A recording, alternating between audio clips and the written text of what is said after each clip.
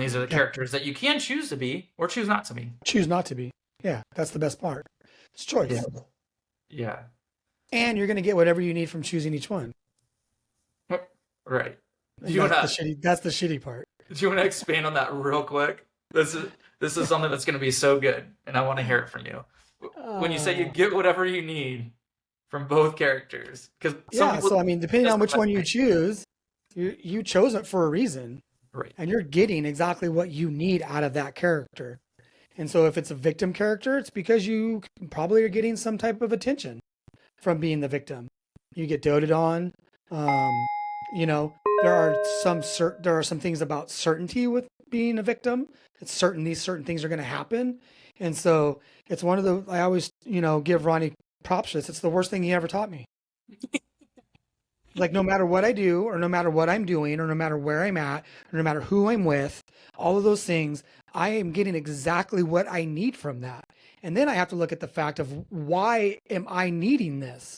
And that's where it gets real shitty, right? It's like when you have to get introspective there and be like, so I was with somebody, I was in a meeting or something, and somebody brought up the benefit of, and it was something bad. And they're like, well, there is no benefit. And I'm like, no, there's a benefit to everything.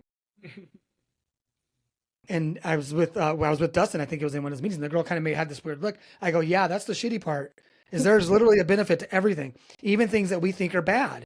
We wouldn't do it as a human, period, if there wasn't some benefit, whether it's a twisted benefit, whether it's like, we have to go, wow, I can't believe I'm that person right now. Okay, great that you were self-aware to be able to go inside and be like, that's not somebody that I want to be. Okay, well, if that's not somebody that I want to be, then I need to change my choice, right? Because if you didn't want to, you wouldn't. Right. Like, we don't do things we don't want to do most of the time. Like, we have to tell ourselves, I don't want to get into this cold water right now. Well, okay, I'm going to overlook that, right? And I'm going to do it anyway. That takes a lot. Right. I don't know anybody that I know that cold plunges that says every day they're like, I'm just so excited to get in there. They're not. Like, I've done it for 2 years. I'm not excited. And I don't get in it every time either. There are times where I walk away. I'm like, nope, I'm good today. Even though I know it's better for me, there's benefits to it. I've proven to myself there's benefits to it. I've tracked the data, all the things, right? There's some days where I'm just like, no, I'm good. And then I have to go about my day going, well, you weren't good. You probably should have just done it. Mm-hmm. Okay, well, I'll do it when I get home, right?